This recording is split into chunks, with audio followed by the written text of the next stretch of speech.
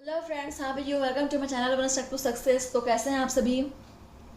तो फ्रेंड्स, यहाँ पे हम आपकी बीपीएससी की तैयारी स्टार्ट कर चुके हैं और यहाँ पे हम आपके लिए जो सब्जेक्ट लेकर आए हैं वो जनरल पेपर है। ठीक है, जनरल पेपर का आज का पहला क्लास है हमारा।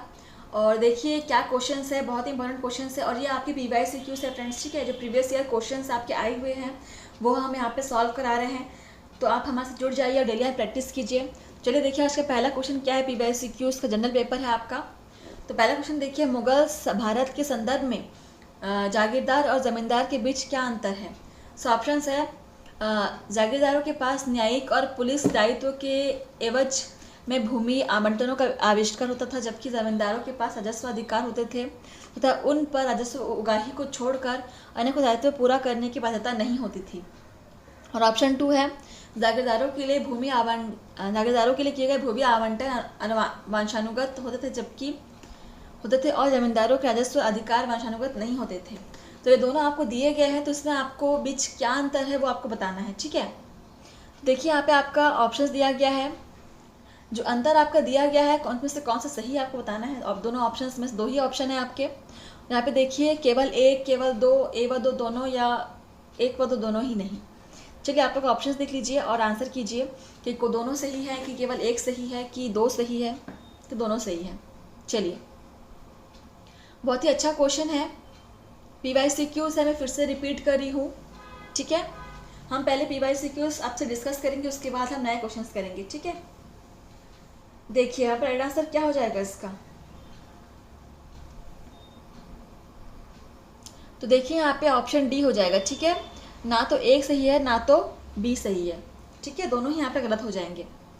तो देखिए अगला क्वेश्चन नंबर 2 देखिए यहाँ पे, स्वतंत्र भारत में भूमि सुधारों के संदर्भ में निम्नलिखित में से कौन सा कथन सही है। सो ऑप्शन है, हसबंदी कानून पारिवारिक जोत पर केंद्रित थे, ना कि व्यक्तिगत जोत पर। भूमि सुधारों का प्रमुख उद्देश्य सभी भूमिहीनों को कृषि भूमि प्रदान करना था, जिसके परिणाम स्वरूप नकदी फसलों की खेती कृषि का प्रमुख रूप बन गई। ये भूमि सुधारों ने हसबंदी सीमाओं को किसी भी प्रकार की छूट की अनुमति नहीं दी थी। तो कौन सा कथन यहाँ पे सही है। भारत में, स्वतंत्र भारत में भूमि सुधारों के संदर्भ में आपको बताना है। ठीक है, तो देखिए आप लोग यहाँ पे ऑप्शंस देख लीजिए, चारों ऑप्शंस यहाँ पे हैं। तो कौन सा ऑप्शन यहाँ पे सही है वो बताना है आपको। ठीक है, क्वेश्चन नंबर 2, स्वतंत्र भारत में भूमि सुधारों में निम्नलिखित में से कौन सा कथन सही है। तो देखिए फ्रेंड्स, यहाँ पे आपका ऑप्शन बी सही हो जाएगा। ठीक है, कि भूमि सुधारों का प्रमुख उद्देश्य सभी भूमिहीनों को कृषि भूमि प्रदान करना था। Option B is correct. Question number 3 देखिए यहाँ पे, वैश्विक प्रतियोगित्व रिपोर्ट या ग्लोबल कॉम्पिटिटिवनेस रिपोर्ट कौन प्रकाशित करता है। ऑप्शन से, अंतर्राष्ट्रीय मुद्रा कोष, संयुक्त राष्ट्र व्यापार एवं विकास सम्मेलन, या विश्व आर्थिक मंच, या विश्व बैंक। वैश्विक प्रतियोगिता रिपोर्ट कौन प्रदर्शित करता है, ग्लोबल कॉम्पिटिटिवनेस रिपोर्ट कौन प्रदर्शित करता है। Question number 3, option C is correct. ठीक है, विश्व आर्थिक मंच, वर्ल्ड इकोनॉमिक फोरम जो है वो यहाँ पे इसको प्रदर्शित करता है। चलिए क्वेश्चन नंबर 4 देखिए, चार्टर एक्ट 1813 के संबंध में निम्नलिखित में से कौन सा विचार, निम्नलिखित में से कथनों का विचार करना है आपको। ठीक है, कथन दिए हुए यहाँ पर, पहले कथन पढ़ लेते हैं हम। पहला है, इससे भारत की ईस्ट इंडिया कंपनी के व्यापार एकाधिपत्य को, चाय का व्यापार तथा चीन के साथ व्यापार को छोड़कर समाप्त कर दिया। इसने कंपनी द्वारा आविष्कार में लिए गए भारतीय राज्य क्षेत्रों में पर ब्रिटिश राज की संप्रभुता को सुदृढ़ कर लिया, जब भारत का राजस्व अब ब्रिटिश संसद के नियंत्रण में आ गया था। तो यहाँ पे आपको बताना है कि कौन सा सही है। ठीक है, आप लोग पहले ऑप्शंस पढ़ लीजिए, फिर आपको कोड भी दिखा देंगे कौन कौन से कूट हैं। देख लीजिए, कोड भी केवल 1 और 2 सही है, केवल 2 और 3 सही है, केवल 1 और 3 सही है, या फिर तीनों सही है। तो पढ़ लीजिए आप लोग क्वेश्चन नंबर 4 को।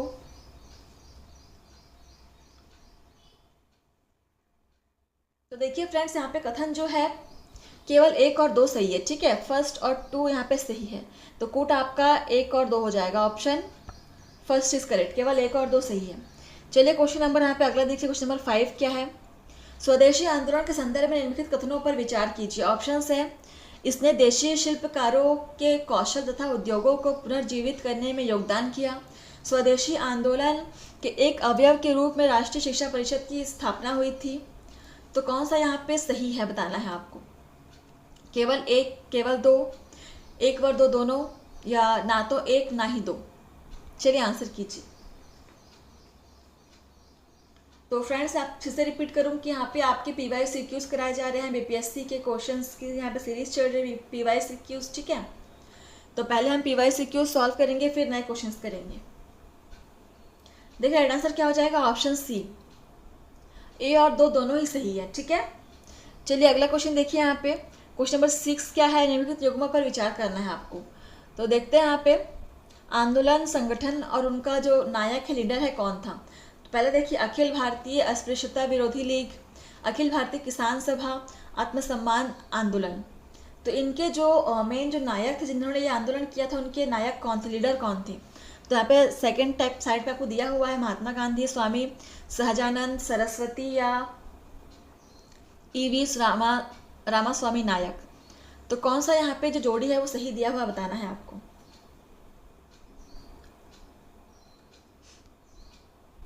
ये आपका कूट है, ठीक है। सुमिलित करना है आपको, मिलाइए कौन सा यहाँ पे कूट बिल्कुल सही दिया हुआ है, सही जोड़ी बिल्कुल दिया हुआ है। तो देखिए फ्रेंड्स यहाँ पे एक दो तीन, यहाँ पे तीनों ही बिल्कुल सही दिए हुए हैं कूट, ठीक है। आपका यहाँ पे ऑप्शन डी करेक्ट हो जाएगा।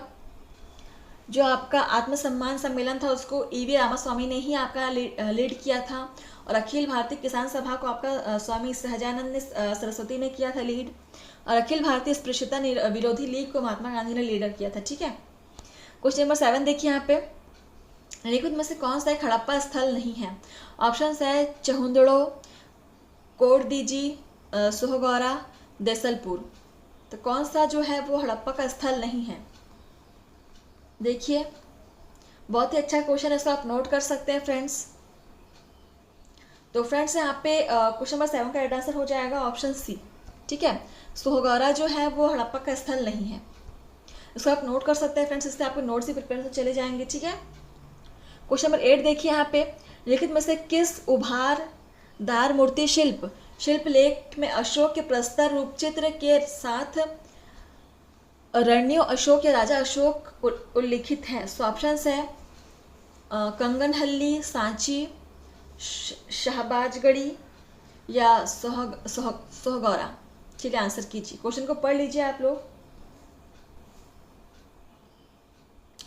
तो राइट आंसर क्या हो जाएगा इसका, ऑप्शन फर्स्ट, ठीक है, कंगनहल्ली हो जाएगा। Option first is correct. इसको आप नोट डाउन कर लीजिएगा फ्रेंड्स, बहुत ही इंपॉर्टेंट है क्वेश्चंस, ठीक है।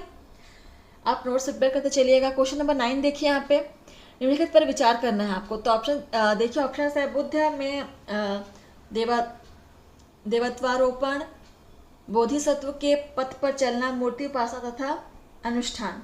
तो निम्नलिखित में से कौन सी विशेषताएं महायान के बौद्ध मत की है। तो यहाँ पे 3 दिया हुआ है विशेषता। तो कौन सी विशेषता यहाँ पे बौद्धयान या बौद्ध मत की महायान की विशेषताएं हैं बताना है आपको, ठीक है। देखिए आप लोग पढ़ लीजिए। तो फ्रेंड्स देखिए यहाँ पे 1 2 3 यहाँ पे तीनों ही है जो बौद्ध मत की महायान की विशेषताएं हैं, ठीक है। तो यहाँ पे आपका देखिए एक ऑप्शन डी इज करेक्ट, ठीक है। 1 2 3 तीनों यहाँ पे सही हो जाएंगे।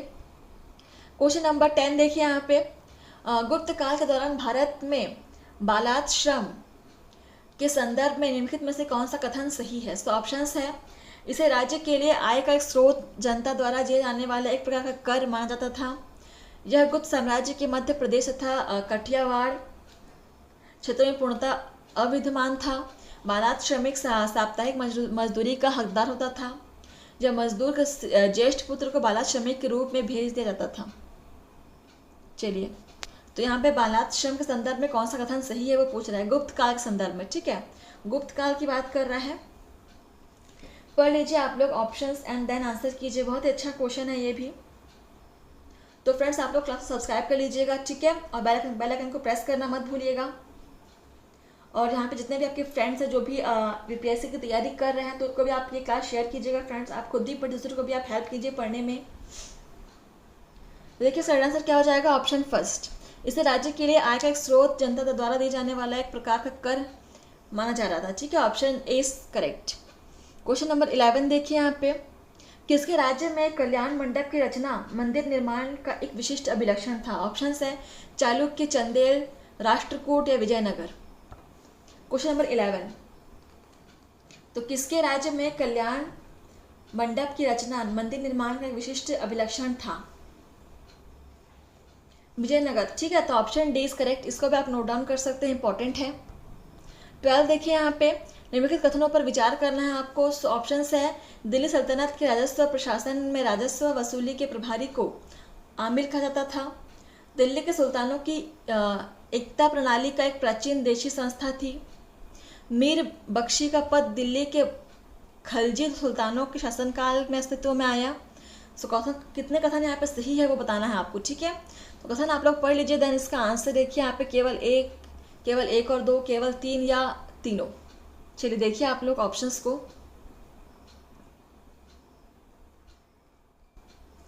तो देखिए फ्रेंड्स, यहाँ पे केवल ऑप्शन ए ही सही है आपका। ठीक है, दिल्ली सल्तनत के राजस्व प्रशासन में राजस्व वसूली के प्रभारी को हम आमिल कहते थे। तो ऑप्शन फर्स्ट इज करेक्ट, बाकी सब गलत हैं। क्वेश्चन नंबर 13 देखिए, निम्नलिखित कथनों पर विचार करना है आपको। अगेन कथन वाला है। ऑप्शन है संत निम्बार्क अकबर के समकालीन थे। संत कबीर शेख अहमद सरहिंदी से अत्यधिक प्रभावित थे। तो देखिए ऑप्शंस और बताइए कौन सा यहाँ पे सही है। कितने यहाँ पे कथन सही दिए हुए हैं, 13। ठीक है,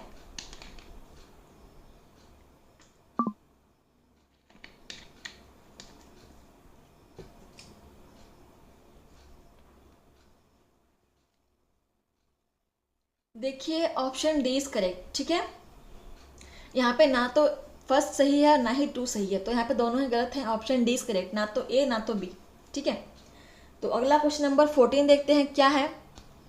भारत में ब्रिटिश औपनिवेशिक शासन के संदर्भ में निम्नलिखित में से कथनों पर विचार करना है आपको। देखिए कथन क्या दिया, महात्मा गांधी गिरमिटिया या इंडेस्चर्ड लेबर प्रणाली के उन्मूलन के सहायक थे। लॉर्ड चेम्सफोर्ड की वॉर कॉन्फ्रेंस में महात्मा गांधी ने विश्व युद्ध के लिए भारतीयों की भर्ती से संबंधित प्रस्ताव का समर्थन नहीं किया था। भारत के लोगों द्वारा नमक कानून तोड़े जाने के परिणाम स्वरूप औपनिवेशिक शासकों द्वारा भारतीय राष्ट्रीय कांग्रेस को अवैध घोषित कर दिया गया था। तो कौन सा कथन यहाँ पे सही है बताना है आपको। तो ऑप्शन है केवल 1 और 2, केवल 1 और 3, केवल 2 और 3 या तीनों ही सही है। तो आप लोग ऑप्शंस पढ़िए।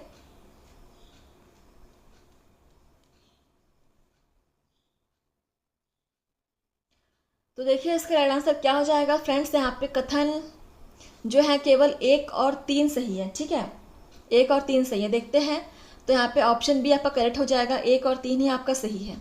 चलिए क्वेश्चन नंबर 15 देखिए, भारतीय राष्ट्रीय आंदोलन के संदर्भ में निम्नलिखित युग्मों पर विचार करना है। तो ऑप्शन देखिए क्या है।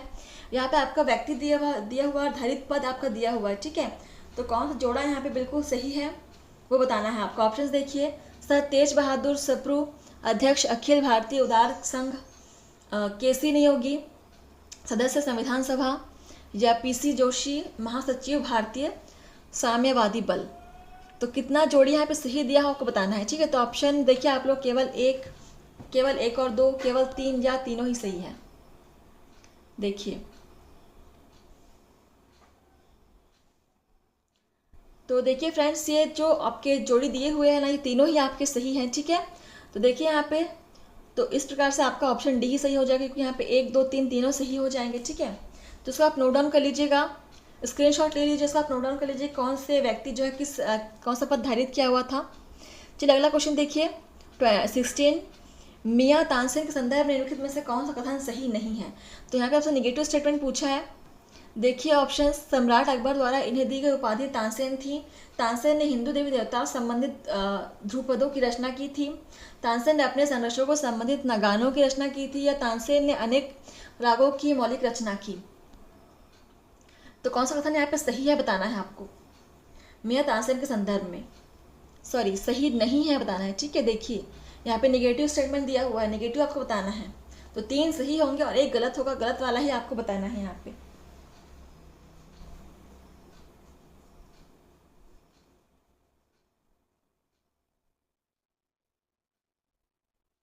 देखिए, सम्राट अकबर द्वारा इन्हें तानसेन की उपाधि दी गई थी, यहाँ पे गलत कथन है, ठीक है। Option first is correct.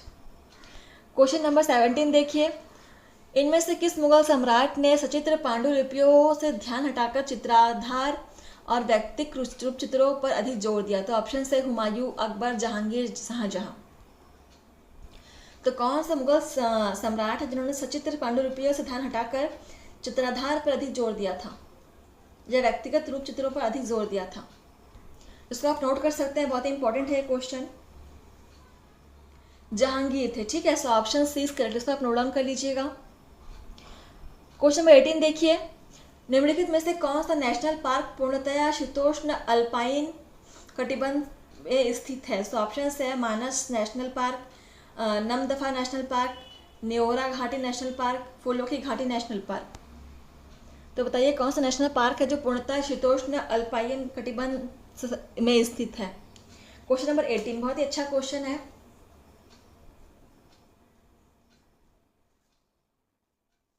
Friends, आप लोग क्लास के एंड में मुझे कमेंट करके बताइएगा कि आपने कितने क्वेश्चंस आपके सही हुए हैं, ठीक है। और आपको किस सब्जेक्ट पर आपको और प्रैक्टिस सेशन चाहिए हुए हमसे डिस्कस कर सकते हैं आप। तो देखिए क्वेश्चन नंबर 18 का यहाँ पे राइट आंसर क्या हो जाएगा? Option D. हम यहाँ पे PYCQs डिस्कस कर रहे हैं, बार बार आपको रिपीट कर रही हूँ, ये PYCQs हैं, ठीक है।